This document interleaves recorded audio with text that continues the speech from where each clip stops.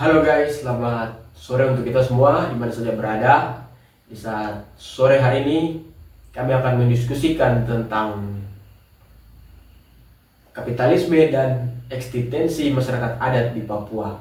Dan untuk mendiskusikan ini kami menghadirkan dua narasumber.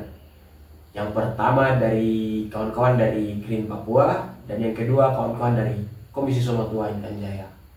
Dan untuk kedua narasumber saya persilakan untuk memperkenalkan diri secara singkat. Yang pertama diberikan kepada Komisi Somatua. Baik, terima kasih atas kesempatan. Terima kasih juga di podcast ini yang bisa undang kami, organisasi Komisi Somatua. Perkenalkan, nama saya Verjax. Mungkin perkenalkan singkat dari saya seperti demikian, waktu kembalikan.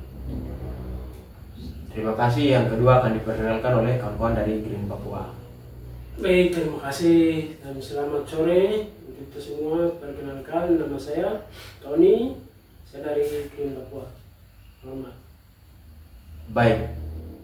Untuk perkenalkan singkat sampai di sini, kita akan lanjut dalam diskusi selanjutnya, yaitu kami akan memberikan pertanyaan kepada kawan-kawan dari Green Papua untuk menjawabkan persoalan-persoalan. Dan kita diskusi kali ini kami melihat soal kapitalisme dalam hubungan sistem kapitalisme dia terus meningkat sejak bagaimana operasi militer sampai dengan penendangan tanganan kontrak karya PT Freeport serta undang-undang pendanaan modal asing dilakukan di Indonesia. Dan untuk melihat ini semua saya akan memberikan kesempatan untuk kawan-kawan Green Papua menjelaskan bagaimana melihat sistem kapitalisme di Papua. Dan untuk kesempatan untuk teman-teman kawan-kawan Green Papua untuk menjelaskan melihat sistem kapitalisme di Papua. Ya, baik. Terima kasih dari saya soal melihat kapitalisme ini kalau teorinya sendiri kan, kalau kapitalisme sendiri tidak memiliki satu paham yang dikembangkan oleh orang-orang kapitalis yang hari ini berkembang luas. Kemudian kapitalisme sendiri kalau kita lihat itu dia punya soal evolusi kapitalisme sendiri itu kan dari perbudakan, perkembangan komunal primitif, kemudian perbudakan, kemudian feodal sampai kapitalisme. Dan sehari ini kalau kita lihat tuh mulai berkembang kemudian bentuknya negara, bangsa dan lain-lain hari ini.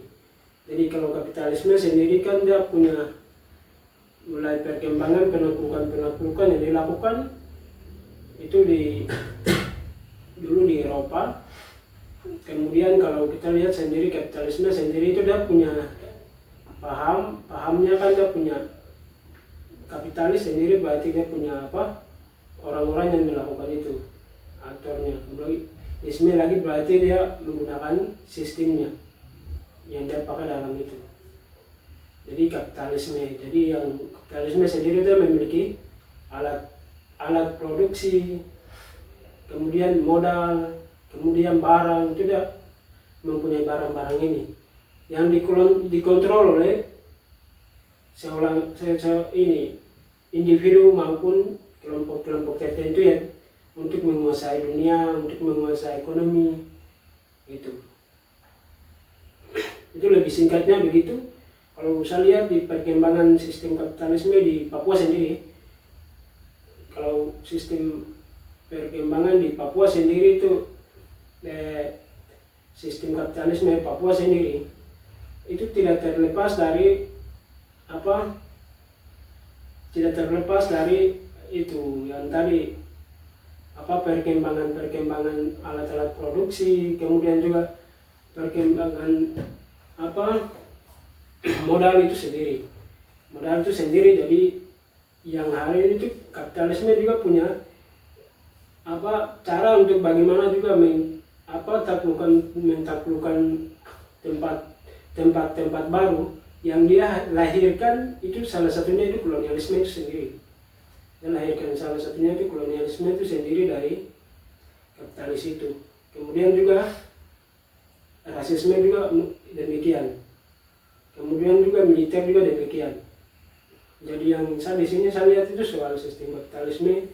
Kalau di Papua sendiri itu soal kolonialisme Indonesia itu dia sebagai tamen yang dia titipkan untuk bagaimana mengelola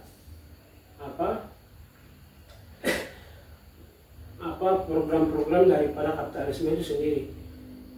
Jadi yang tadi saya sudah jelaskan soal bagaimana kapitalisme itu dia bisa melahirkan soal sistem negara atau bangsa. Kemudian juga soal uang. Nah itu. Makanya itu bagaimana hari ini kita lihat Indonesia sendiri kan soal soal misalnya negara demokrasi, kemudian negara berkembang.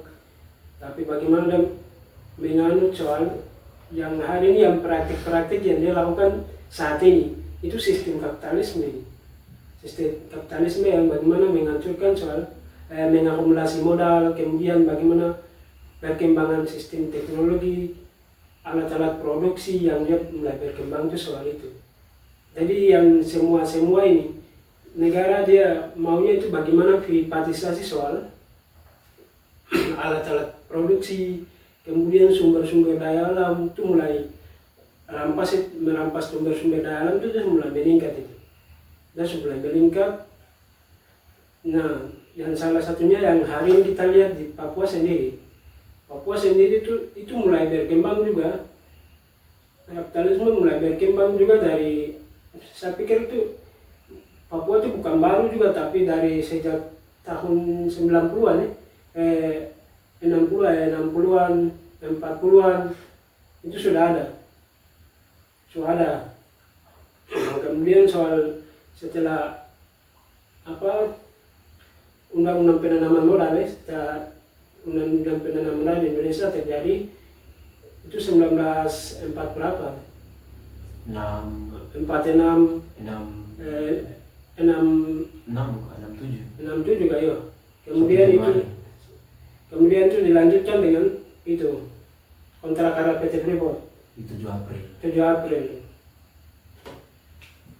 Setelah terjadi itu kemudian soal tidak lain soal penanaman modal kontrak karya Freeport terjadi, itu mulai kesini kan. Selain operasi militer juga terjadi, kemudian transmigrasi juga terjadi, kemudian juga soal perusahaan dari luar juga masuk. Nah, dinamika ini sudah mulai berkembang. Kemudian sampai saat ini perusahaan-perusahaan itu mulai masif di tanah Papua. Kalau yang saat ini mulai berkembang itu macam soal perusahaan-perusahaan kelapa sawit, perusahaan-perusahaan perkebunan, kemudian juga soal perusahaan soal minyak dan gas juga, migas itu sudah mulai berkembang. PSN, kemudian juga soal itu program-program strategis nasional yang mereka gunakan melalui itu program ini, supaya saya lihat soal sistem yang tadi soal kapitalisme itu dan mulai masuk melalui soal-soal itu program-program negara yang ada di berkembang ini. Jadi yang hari ini kita lihat saja di mana dan negara berkembang itu kapitalisme itu mulai bertumbuh. Mulai soal ini yang hari ini berkembang itu soal ini di Indonesia. Jadi yang hari ini negara atas namakan program negara, program nasional, tapi di situ yang terlibat kan bukan negara, tapi aktor-aktornya ada dalam yang menggerak perusahaan-perusahaan yang ada nih, termasuk PSN, program strategis nasional dan lain-lain. Nah di situ akumulasi modal itu mulai meningkat. akumulasi modal, kemudian juga perkembangan alat produksi itu juga mulai berkembang itu. Nah, hasil daripada ini itu yang paling banyak yang mereka akan dapat itu segelintir orang yang menggerak perusahaan ini, bukan rakyat yang ada di Indonesia, tapi untuk kepentingan mereka sendiri. Jadi yang selama ini yang saya lihat soal sistem kapitalisme itu soal dalam perusahaan sendiri itu kan itu soal mereka mengakumulasi, soal modal juga, alat produksi juga, tapi bagaimana soal apa mereka jual bahan-bahan mentah kayak luar negeri, mereka jual di luar, kemudian juga itu juga sebagai apa memiliki itu mereka pasar di luar, tapi juga itu untuk kepentingan orang-orang tertentu saja, aktornya yang terlibat dalam itu perusahaan itu. Jadi yang saya lihat soal itu untuk perkembangan kapitalisme sendiri itu soal perusahaan, tapi juga yang hari ini yang dipraktikkan itu bukan soal di perusahaan, tapi yang hari ini itu bagi setiap sektor, setiap lembaga itu ada sistem-sistem yang hari ini bermain. Itu sistem kapitalisme yang hari ini bermain itu kan yang tadi sudah saya jelaskan soal akumulasi modal, privatisasi alat-alat umum toh. Yang hari ini terjadi macam soal misalnya kesehatan.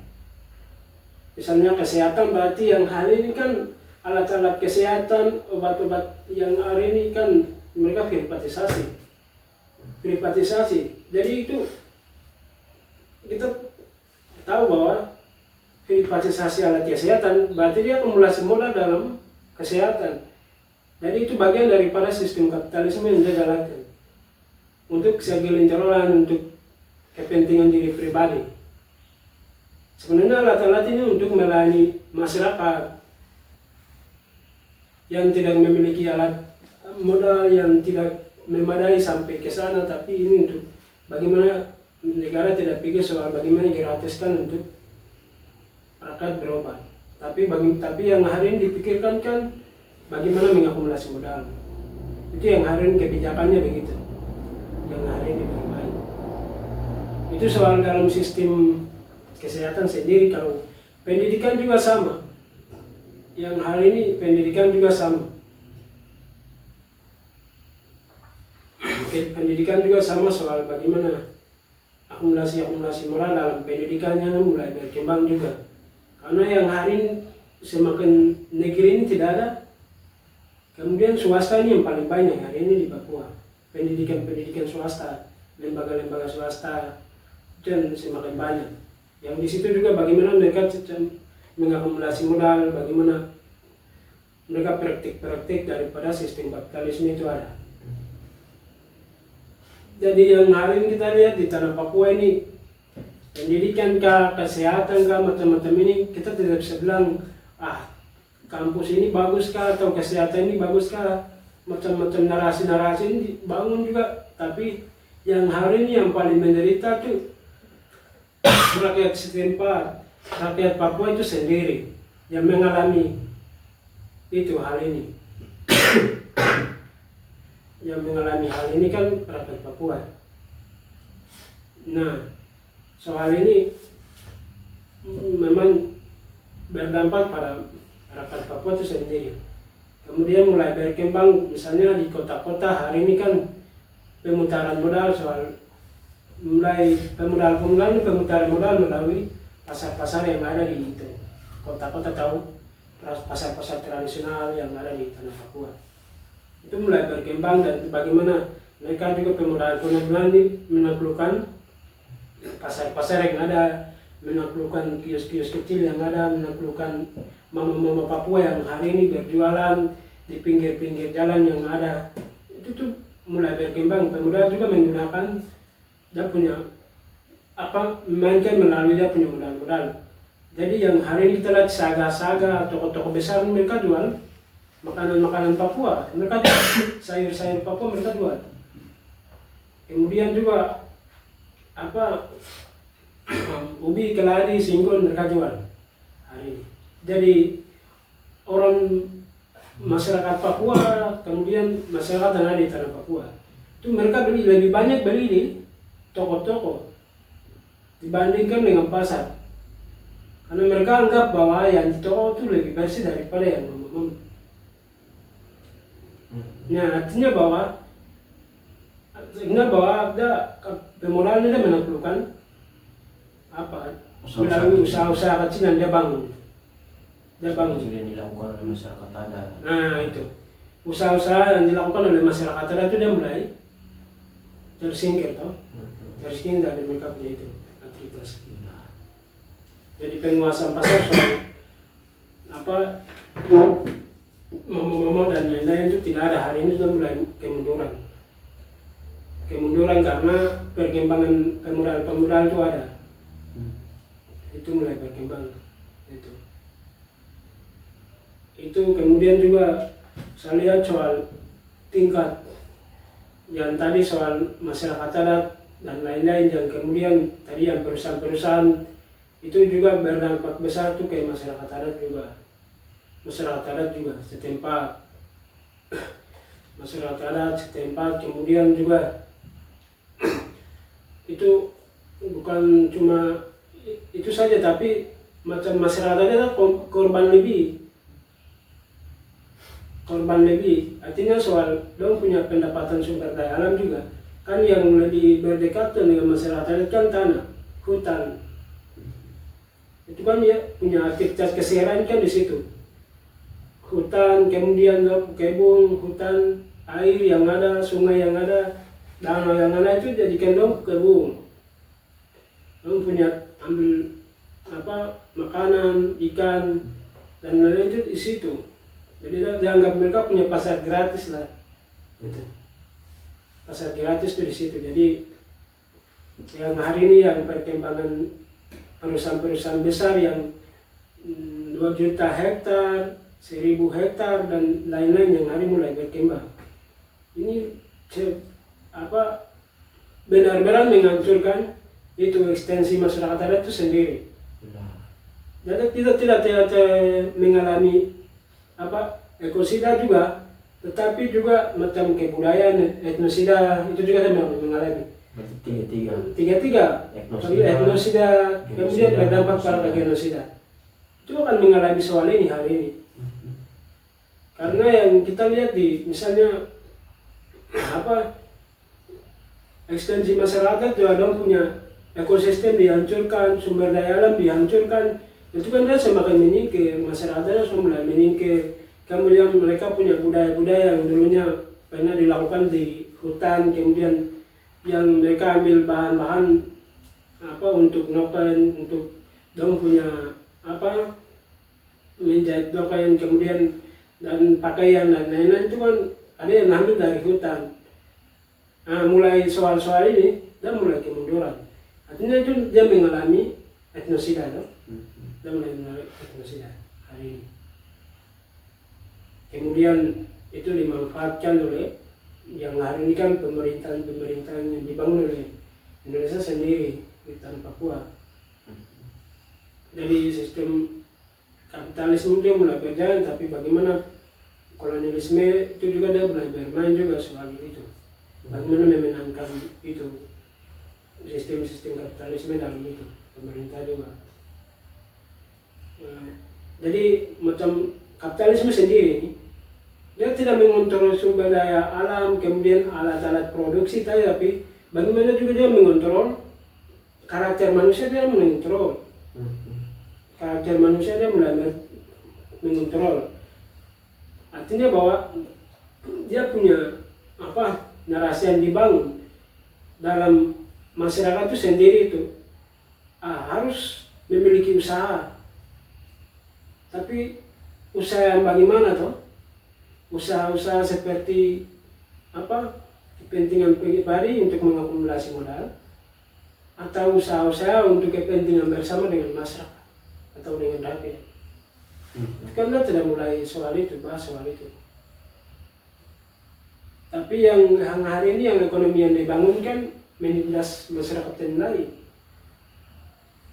Itu artinya bagaimana juga soal perkembangan soal tadi kapitalisme itu mulai berkembang, kemudian juga perusahaan pembangunan yang dibangun oleh pemodal hari ini macam hotel, kemudian pembangunan kesehatan kah atau pembangunan sekolah kah yang hari ini mulai berkembang dibangun oleh itu swasta yang dibangun itu macam mereka juga tidak mengetahui soal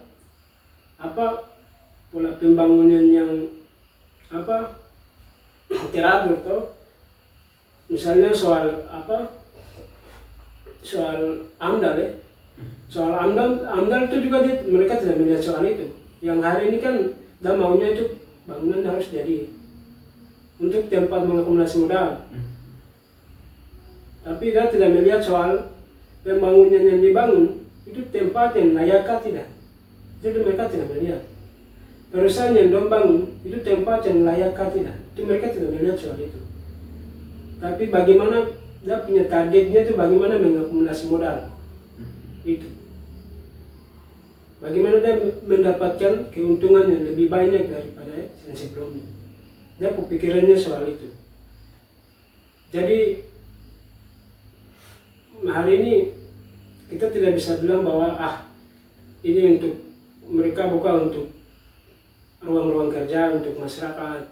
Pandangan itu yang hari ini dibangun oleh kapitalisme maupun kolonial itu sendiri. Pemerintah berarti dong menjanjikan kita akan buka perusahaan, kita akan jadikan kamu sebagai tenaga kerja di dalam perusahaan yang kita bangun. Nah itu yang hari ini dibangun. Kami sediakan lapangan kerja untuk kamu kerja, jadi tidak usah tolak dan lain-lain. Tapi yang kenyataan kan dia janji-janji itu tidak ada. Barang jadi akan mulai pakai tenaga keamanan, misalnya militer masuk untuk menekan masyarakat yang tolak. Yang praktiknya yang hari ini begitu. Padahal awalnya sebelum bangun kan ada perjanjian-perjanjian dengan masyarakat, kemudian dengan perusahaan dan terjadi. Tapi karena setelah pembangunan kemudian perusahaan masuk, jadi sudah mulai operasi itu tidak ada yang jawab. Perusahaan main hantam saja. Jadi itu juga sama juga dengan dia punya sikap yang bagaimana eksploitasi tidak melihat soal bagaimana dampak soal AMDAL yang tadi, kemudian dia tidak mengelola tidak mengelola dia punya dampak daripada itu macam styling kah macam-macam itu juga dia tidak itu kelola baik hari ini. Limbah-limbah itu dia tidak kelola baik. Jadi yang hari ini berdampak besar itu ke masyarakat adat itu sendiri. Masyarakat adat kemudian habitat yang ada dalam air itu. Yang paling ini lagi itu soal bagaimana flora dan fauna juga mulai mengalami itu kerusakan, kemudian bahkan sampai punah. Itu. Oh ya, berarti musida ya. Itu tanda tanya bahwa menginduksi ekosida toh. Itu. Yang hari ini saya lihat soal perkembangan kapitalisme itu sendiri. Itu soal itu juga, tapi juga bagaimana perkembangan kapitalisme di Papua sendiri itu soal itu. Kemudian yang hari ini lembaga-lembaga, kemudian dalam sistem pemerintahan, kemudian pendidikan, kesehatan, bahkan juga hari ini di gereja juga bermain itu sistem ini hari ini. Dia akumulasi modal itu dan mulai meningkat juga. Dia akumulasi modal lewat apa itu? Ini gereja juga mengakumulasi modal karena derma-derma yang hari ini rakyat miskin mereka sumbangkan di gereja. Itu mereka kasih siapa? Pengungsi kah? Tidak tahu. Atau rakyat miskin yang ada di kota? Kalau mereka membagi barang-barang ini ke mereka tidak apa-apa. Tapi untuk petinggi-petinggi gereja yang mereka makan. Nanti dengan adanya gereja ini dong makan dong punya persembahan kan. Ya, sumber derma derma tidak dikelola dengan baik. tidak kelola dengan baik. Makanya Nah. perut Iya, dalam macam situasi hari ini di Papua, itu udah mulai operasi militer udah mulai meningkat. Jadi minimalnya itu berapa persen itu alihkan untuk pengungsi-pengungsi yang ada. Sewajarnya begitu, tapi hari ini tidak ada.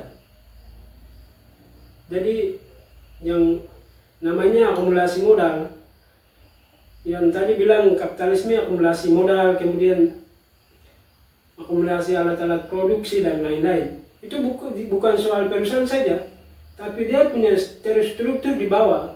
Soal dalam pendidikan kah, soal ekonomi kah, soal kesehatan kah, soal lembaga-lembaga yang ada.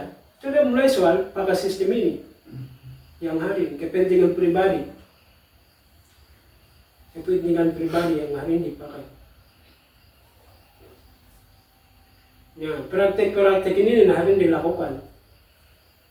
Itu.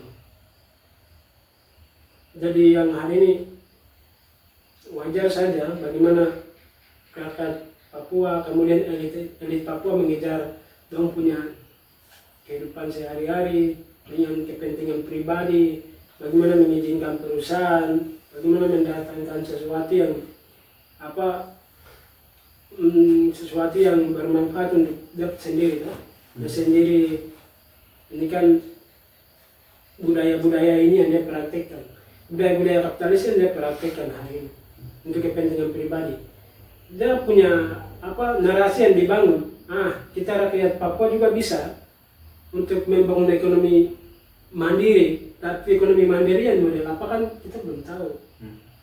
Ekonomi mandiri yang kepentingan pribadi yang dibangun oleh sistem kapitalisme ini, atau ekonomi mandiri yang bagaimana menghidupkan ekonomi rakyat secara kolektif. Nah, itu yang menjadi pertanyaan di situ hari ini. Iya, mungkin jadi yang hari ini yang sistem ini itu semua bidang tidak mulai berkembang soal sistem kapitalisme yang tadi soal akumulasi modal dan akumulasi alat-alat produksi yang dikontrol oleh pemodal ini. Jadi yang saya lihat soal ekstensi soal masyarakat adat di perusahaan juga, tapi juga bagaimana di bagian perkotaan macam miskin kota, kemudian masyarakat yang ada di kota macam itu juga mulai soal tersingkir melalui pemodal-pemodal penguasaan kota, pasar dan lain-lain, dan mulai tersingkir dari sini. Iya, mungkin satu penjelasan mungkin sampai di sini. baik. Memang ngeri sekali adanya sistem kapitalisme. Bagaimana kapitalisme dia melakukan privatisasi, diregulasi, sampai pada dia punya struktur-struktur kapitalisme, ada kolonialisme, ada militerisme. Memang sudah sangat terstruktur dan sistematis. Makanya yang selalu menjadi korban adalah masyarakat adat. Dan untuk selanjutnya kita akan kasih kesempatan kepada kawan-kawan dari Kusuma Tua, dan kawan-kawan dari Kusuma Tua akan bagaimana melihat perencanaan Blok Wabu dan kondisi masyarakat adat di Intan Jaya. Mungkin teman-teman dari Kusuma Tua dapat mempresentasikan, kami membicarakan soal. Terima kasih atas kesempatan untuk kami komisi. Di sini saya jelaskan bagaimana kapitalisme dan perkembangan eksistensi kehidupan masyarakat adat, lebih khususnya di Intan Jaya hari ini. Jadi hari ini kawan-kawan bisa lihat perbincangan publik hari ini soal bagaimana perkembangan masyarakat Intan Jaya, bagaimana pembunuhan, penyiksaan yang hari ini terus terjadi. Jadi hari ini bagaimana kapitalis itu, bagaimana mereka kerjasama dengan pemerintah daerah, dalam hal ini ya pemerintah daerah. Namun saya pikir negara ini dua pemerintahan. Karena apa? Kemarin Bupati dan wakil bupati belum lantik saja. Militer ambil alih. Sepertinya di tanah Silatugapa berapa hektar itu, bagaimana TNI mereka dipaksa untuk bagaimana mereka ambil tanah itu, dan masyarakat sipil tersebut mereka kasih uang sebesar 200 juta, itu pun dipaksa, mereka kasih kepaksaan, dan tanah tersebut mereka tulis papan nama situ tanah milik TNI. Itu pun dipaksa. Jadi ini tanpa mengetahui pemerintah pemerintah daerah tersebut, pemerintah dalam hal ini pemerintah Intan Jaya. Berarti satu orang yang dipanggil baru bilang lagi ada 200 juta nih. Kita mengambil tanah-tanah ini. Lalu mereka dikasih, itu pun dipaksa.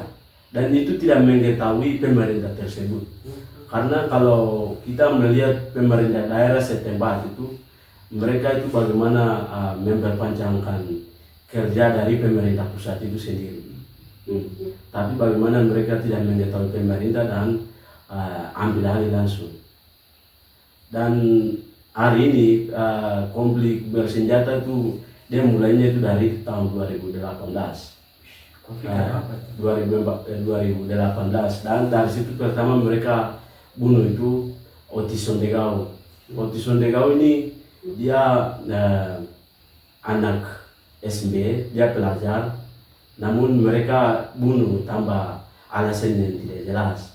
Dan dia ini ketika miras, dan dia main-main di wilayah dia punya kampung, dan mereka dia itu pencuri dan mereka tembak dia pakai senjata. Pencuri ditembak pakai senjata. Ngeri. Tidak ada hukum, bahaya. Negara hukum. Tapi bagaimana mereka pembunuhan mulai dari tahun 2018 sampai hari ini. Hari ini itu di balik itu bagaimana mereka kepentingan PT Bulog Wabu itu sendiri. PT Bulog Wabu. Jadi PT Bulog Wabu itu bukan saja baru mereka rencanakan kasih nama PT Bulog Wabu, tapi 2017-18 itu mereka kasih nama PT Moni Sejahtera Lamongan. Setelah masyarakat dan mahasiswa tolak dan tanggap oknum-oknum tersebut, bagaimana mereka mengganti dia punya nama Topen, lalu mereka sekarang negara kasih nama itu PT Bulog Wabu. Berarti Wabu ini nama gunung kah?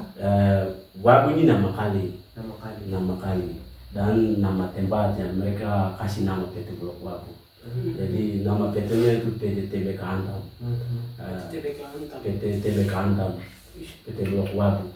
Jadi di situ Blok B. Jadi hari ini bagaimana untuk melindungi mereka punya kepentingan itu.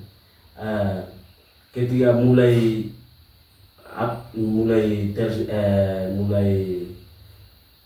bagaimana mereka merencanakan PT TBK Antam. Dari rencana itu sampai hari ini itu pembunuhan itu terus terjadi.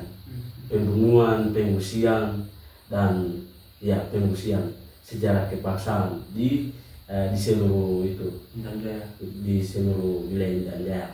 Berarti mereka mengungsi kemana masyarakat setelah? Dari ketika mereka pembunuhan terjadi, mereka pengungsi itu ke hutan-hutan, ada yang ke Nabire, ada yang ke Timika, dan ada yang masih di situ, masih tetap di situ.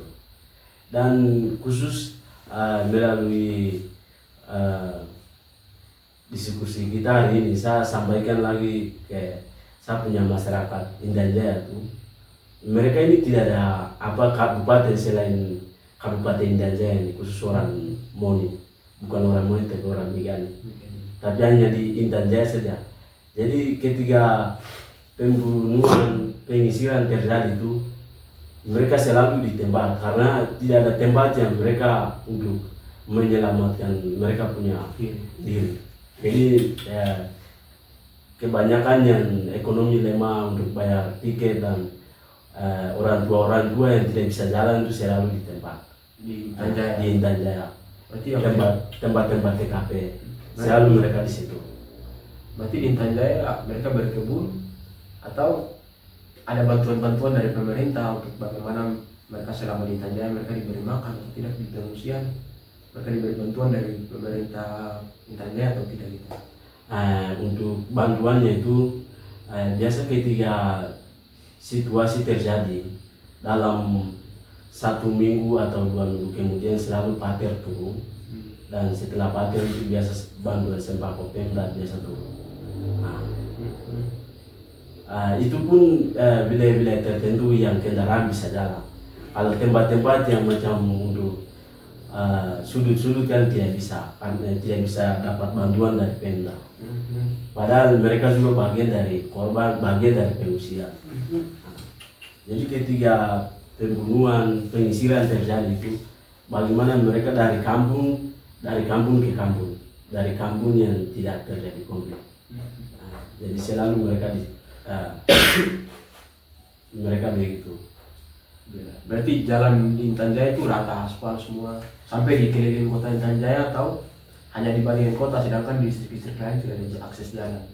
Untuk akses jalannya itu di Intan Jaya sendiri, kabupaten sendiri tidak ada pembangunan aspal dan lain-lain, tapi baru sedang mereka bangun jalan aspal.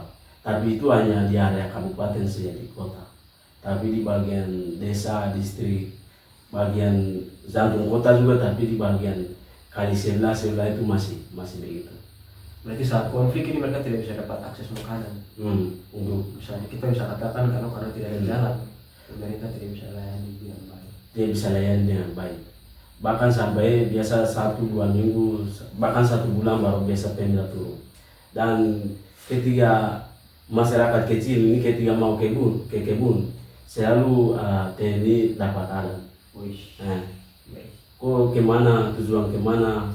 Ketika mereka beli makanan untuk memenuhi kehidupan mereka sehari-hari, ketika ke kios mau belanja, mereka selalu tuduh itu ini beli. Kalau ketika masyarakat belanja banyak, berarti selalu TNI pertanyakan ke masyarakat kecil, bagaimana untuk siapa belinya, untuk siapa. Padahal untuk mereka, tapi TNI selalu tuduh itu ini kok beli untuk OPM, TPNPB. Dia selalu terjadi. Padahal di Intan Jaya tidak ada jalan loh. Tidak ada jalan, orang mau beli makanan dengan makanan yang cukup besar, beli makanan yang jumlah banyak, dicurigai dan ditanya Intel, TPN. Padahal bukan masyarakat biasa. Mata-mata TPN kok belanja untuk TNI, itu yang selalu tuduh dari TNI Polri. Jadi untuk mereka mau mendapatkan sesuatu, mendapatkan kehidupan, makanan, minuman itu sangat susah, sangat sulit. Sampai hari ini, dari tahun 2018 sampai hari ini itu untuk masyarakat Intan Jaya sendiri itu memang hadapi situasi yang begitu mengerikan. Jadi dan juga hari ini bagaimana ketika perlawanan dari mahasiswa bahkan rakyat, ketika bagaimana mereka tolak PT Blok Wabu. Jadi hari ini bagaimana mereka masuk jalur sudut. Jadi ada perusahaan ilegal lagi, mereka masuk di bagian Waropen. Jadi di Waropen itu ada perbatasan Intan Jaya dengan Waropen. Jadi di kampung itu Ayuda. Jadi di situ juga bagaimana mereka dorong alat berat, terek dan juga untuk perlengkapan alat lainnya untuk operasi tanah di sana. Dan hari ini kami mahasiswa dan rakyat sendiri masih cari data perusahaan dari mana, izin melalui siapa, izin melalui pemerintah mana. Hari ini kami masih cari tahu, karena di situ perbatasan wilayah Waropen dengan wilayah Kabupaten Intan Jaya, sehingga kami sekarang masih cari data. Jadi sekarang untuk bagaimana perencanaan kapitalis ini untuk masuk di Intan Jaya sendiri itu, sekarang itu 10 perusahaan yang masuk di Intan Jaya. Tapi yang sudah izin itu 6 perusahaan. 6 perusahaan sudah ada. 6 perusahaan itu sudah ada izin. 4 itu batu bara, 4 itu emas tambang, 2 itu batu bara. Jadi 6 perusahaan ini yang sudah izin. Jadi Jadi 4 yang belum izin itu 4 yang sudah izin ini kami masih tahapan proses untuk cari data. Cari data. berarti 6 perusahaan dong tinggal masuk saja nih. Tinggal masuk saja. Dalam arti kan dong sudah punya surat izin, tidak tahu izinnya dikeluar dari bupati atau gubernur kan kita belum tahu. Jadi kami dari mahasiswa dan tokoh intelektual yang selalu berbicara tentang kemanusiaan di tanah Papua ini, kami sedang masih cari tahu 10 perusahaan dan 6 izin perusahaan ini dari siapa, dan pemerintah dari provinsi kah atau kabupaten, kami masih cari tahu. Untuk data lengkapnya kami masih cari. Jadi untuk eksistensi kehidupan rakyat Intan Jaya sendiri itu sekarang mengalami trauma yang begitu luar biasa. Benar, ini tembakan senjata cuk. Tembakan senjata itu tidak pernah dalam setiap bulan itu tidak pernah mereka hidup dengan nyaman. Tapi selalu setiap bulan selalu konflik itu terus terjadi. Seharusnya pemerintah memberikan rehabilitas terhadap masyarakat yang mengalami trauma. Dan hari ini dari pemerintah daerah sendiri untuk perlindungan rakyat kecil melalui undang-undang itu tidak ada proses untuk sampai hari ini untuk melindungi mereka. Berarti hari ini pun juga masih terjadi operasi militer di Intan Jaya Hari ini juga masih sampai sekarang. Dan kemarin bagaimana mereka beli tanah untuk TNI sendiri itu dekat wilayah PT Blok Wabu yang hari ini direncanakan oleh negara. Jadi di area-area itu bagaimana mereka TNI mengisi dan beli tanah sendiri di situ. Berarti mereka mau kodim di tanah untuk bayar 200 Jadi mereka mau bangun kodim di situ. Tapi hari ini masyarakat yang mahasiswa itu masih tolak sampai hari ini. Dan di situ ada kampung P3, Sonetapa, Baitapa, ada beberapa kampung itu, ini semua wilayah TNI mereka ambil itu.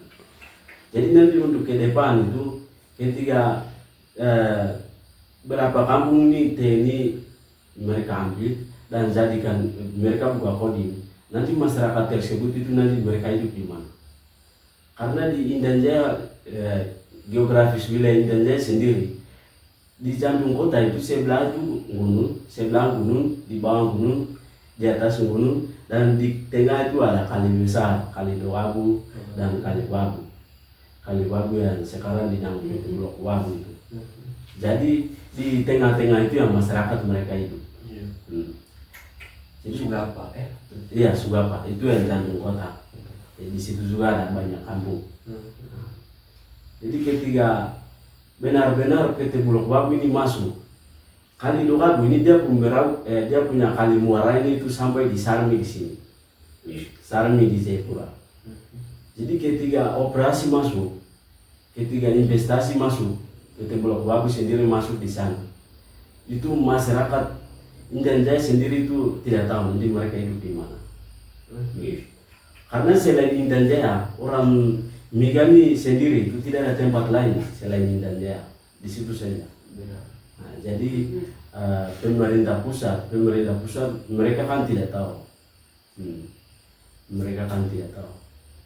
Jadi hari ini tuh bagaimana mereka memanfaatkan pemerintah setempat untuk izin-izin perusahaan tersebut, dan nanti dampak untuk masyarakat ke depan itu sangat susah. Nanti ketika dampak dari perusahaan itu nanti dia punya limbah kimianya itu nanti masyarakat Jayapura sendiri nanti kena dari Sarmi. Nah, nanti tercemar itu sampai di dia punya muaranya itu di Jayapura, di Sarmi. Jadi itu nanti dia punya dampak limbahnya itu masyarakat Intan Jaya, bahkan sampai masyarakat Jayapura pun kena. Dan ketika ada kali besar lagi, kali Kemabu. Jadi kali Kemabu itu dia punya kali muaranya itu sampai di Nabire. Jadi nanti ketika PT operasi di Intan Jaya, nanti dia punya dampaknya itu kena juga masyarakat ini Nabire, Provinsi Papua Tengah. Dia limbahnya itu nanti dia punya dampaknya itu nanti kena di masyarakat Nabire, Provinsi Papua Tengah. Jadi kita lihat kalau Freeport kan dia buat dia tiling itu kayak 2 kali kota Timika, dia pun buat tiling. Memang dari Gunung Makawi sampai ke pendangkalan kali di bawah. Apalagi kalau bayangkan di Intan Jaya dia akan buang ke Nabire, berarti ibu kota tuh dia akan hancur itu ibu kota. Ibu kota Papua Tengah dia akan hancur. Mungkin ibu kota akan pindah ke hancur. Dan hari ini orang tua sendiri hari ini di media publik bisa mengetahui hal ini. Hari ini OPM TPNPB mereka mempertahankan di atas itu konflik selalu terjadi, tapi mereka tidak kemana-mana, masih ada di lapangan itu. Bukan saja mereka mempertahankan ideologi Papua Merdeka, tapi bagaimana mereka mempertahankan mereka punya tanah tempat mereka hidup. Mereka mempertahankan itu. Dan di situ tanah-tanah tersebut itu tidak mengetahui masyarakat setempat, mereka masuk itu langsung bikin rumah. TNI seperti di Kampung Titigi. Kampung Titigi itu bagaimana mereka masuk tanpa mengetahui siapapun, dan lalu mereka buat pos. Lalu mereka masih menempati sampai hari ini. Itu tidak mengetahui siapapun. Dan di bagian kabupaten sendiri itu kantor-kantor yang ada di sana itu TNI mereka yang mengisi semua. TNI mereka jadikan pos semua. Hari ini kita pikir itu pemerintah dari media saja itu baik, tapi di lapangan itu pemerintah punya kantor-kantor itu TNI mengisi semua.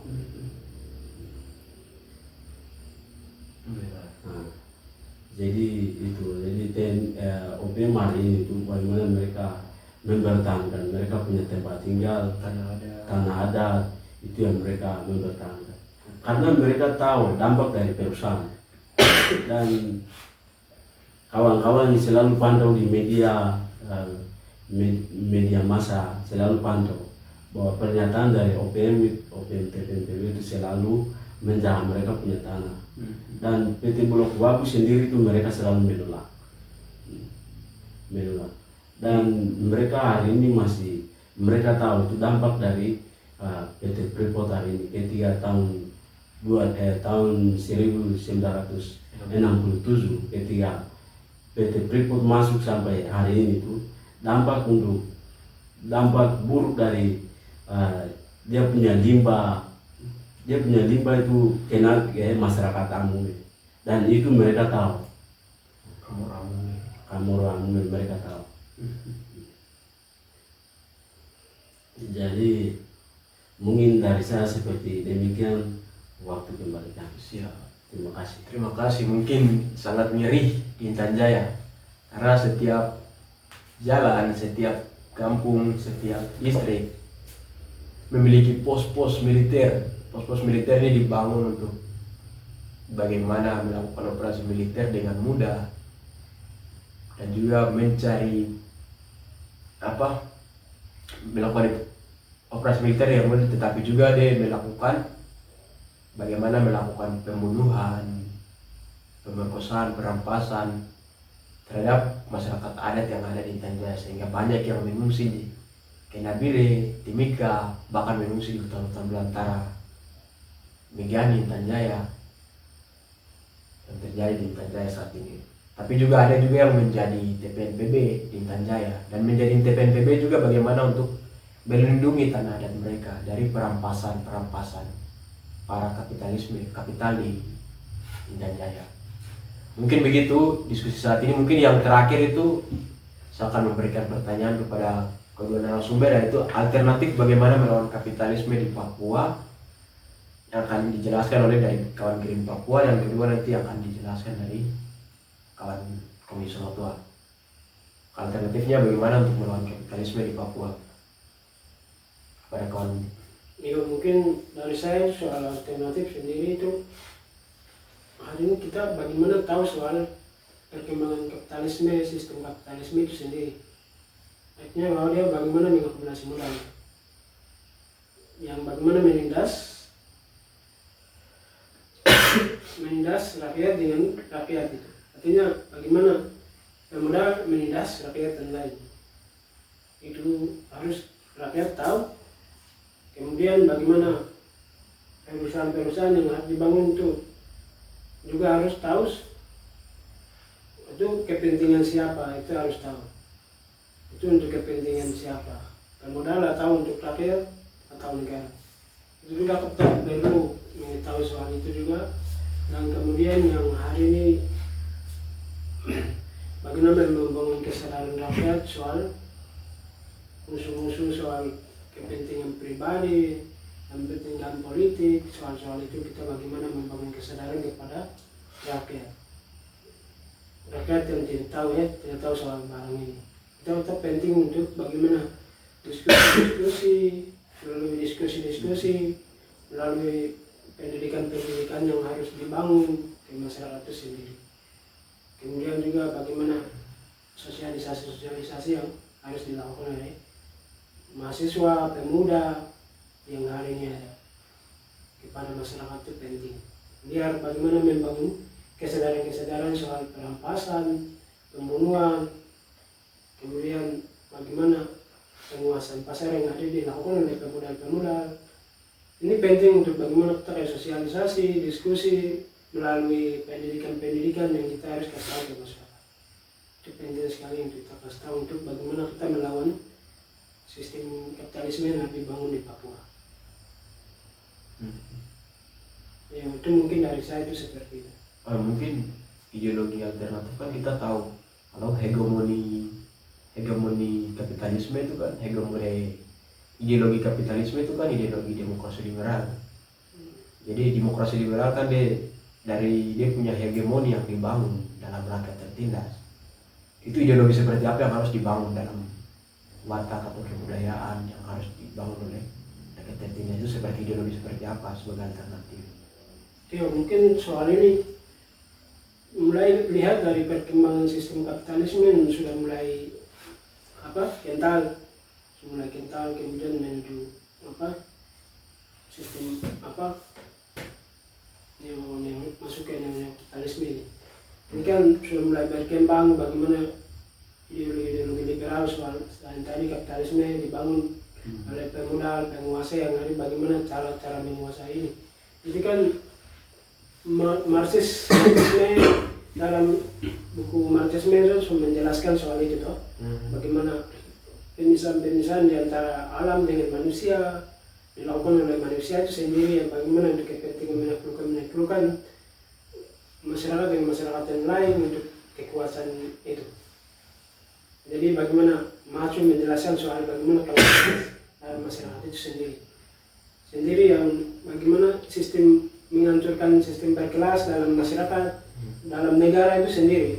Itu bagi Marx juga menjelaskan soal itu, kemudian dia menawarkan soal sistem komunal yang harus dibangun. Artinya kita kembali ke awal, bagaimana sistem komunal yang harus kehidupan kolektif, kerja kolektif, bangun kebudayaan kolektif, bekerja kolektif yang harus dibangun. Itu yang disebut dengan komunal yang modern, yang hari ini namanya sosialisme. Komunal modern yang harus dibangun itu sistem sosialisme. Sosialisme yang dia tawarkan itu bagaimana itu salah satu sistem sistem demokrasi yang kolektif. Itu sistem demokrasi yang kolektif ditawarkan oleh Marx juga begitu. Karena itu kontradiksi dengan sistem kapitalisme itu. Untuk menggulingkan sistem liberal yang tadi kapitalisme, itu Marx tawarkan soal sistem sosialisme ini. Nah, yang satu-satunya alternatif yang harus menggulingkan sistem kapitalisme itu sosialisme. sistem sosialisme. Dari yang hari ini saya tahu bahwa memang sistem kapitalisme tidak baik.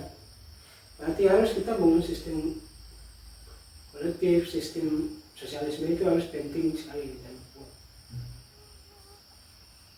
Mungkin dari saya begitu. Siap, terima kasih. Mungkin alternatif dari itu wujudkan sosialisme di Papua. Itu dari kawan-kawan dari Green Papua punya pendapat soal melawan kapitalisme. Sekarang mungkin untuk melawan militerisme dan juga melawan perusahaan perencanaan blok wabu, itu mungkin kawan-kawan Somat Tua melihat harus seperti apa yang dilakukan alternatifnya untuk melawan perencanaan blok wabu dan juga operasi militer. Baik, terima kasih atas kesempatan berikutnya. Dari kami untuk alternatifnya itu hari ini pemerintah sendiri sebut itu apa perahu untuk mengantar rakyat ke tempat yang baik, tapi untuk nyatanya itu tidak ada, malah pemerintah sendiri mengantar rakyat ke tempat yang buruk. Jadi untuk bagaimana kita hari ini melawan tiga musuh rakyat, kapitalis, imperialis, militer, kolonial. Bagaimana kita meluaskan penadaran ke kawan-kawan yang belum sadar hari ini. Jadi hari ini untuk pembunuhan, perampasan tanah secara masif dilakukan oleh kolonial sendiri itu tidak menguntungkan rakyat, tidak menguntungkan masyarakat adat setempat, sehingga alternatifnya itu perlu untuk menyadarkan kawan-kawan seperjuangan untuk kita melawan hal-hal yang tidak menguntungkan untuk rakyat sipil dan alam di wilayah tanah Papua. Mungkin dari saya seperti demikian. Baik, terima kasih. Inilah di penghujung podcast kami di saat sore hari ini. Tak kenal maka tak sayang, nama Frankie Doai. Kami dari Surter Podcast. Sampai jumpa.